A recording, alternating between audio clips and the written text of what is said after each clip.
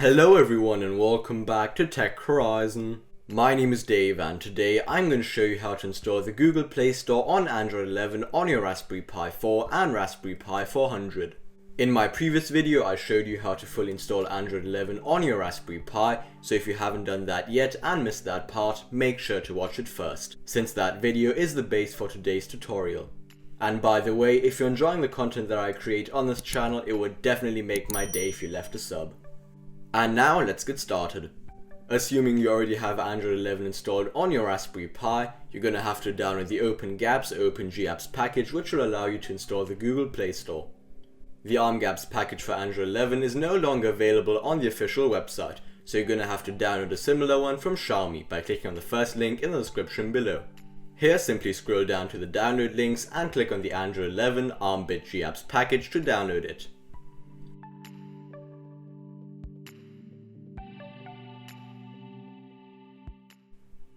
Once you've done that, you'll need to enable Advanced Restart, which will allow you to boot into the recovery options. To do so, simply open up the settings, click on System, Advanced, Gestures, Power menu and enable Advanced Restart. After that, click on the Home button and hold F5 on your keyboard to bring up the power options. Here simply select Restart and Recovery.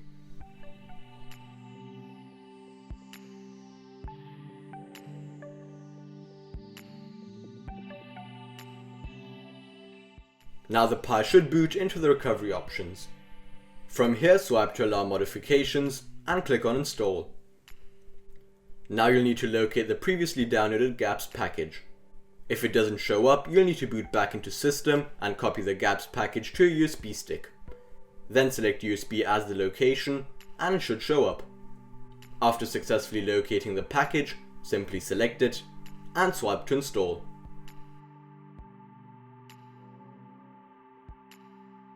When Gapps is finished installing, click on Wipe Dalvik and swipe to wipe. Then go back to the menu by clicking on the logo in the top left corner, select Wipe, and then swipe to Factory Reset Android. After that, go back to the menu again, click on Mount and check Boot, System, Data and USB. Then go back once again and select Reboot and System. Your Pi will now boot back into Android and you'll have to go through the same basic setup process.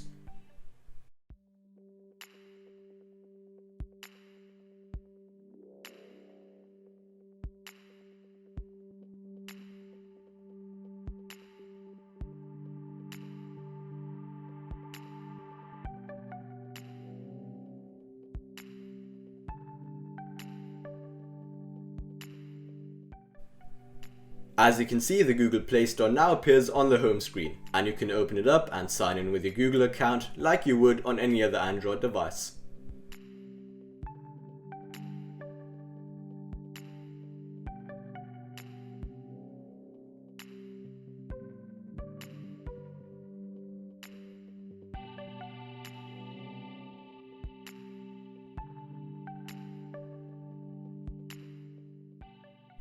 As you can see, you can now access and install apps and games from the Google Play Store.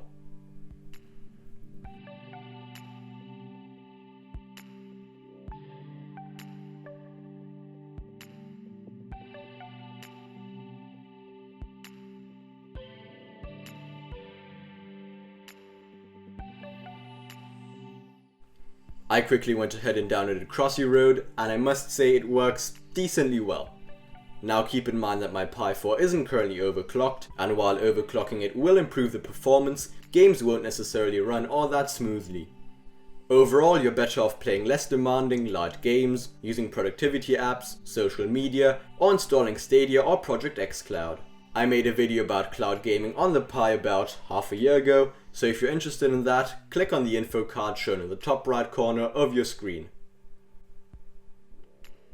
But apart from that, that'll be it for today. I hope you enjoyed the video and I was able to help you out.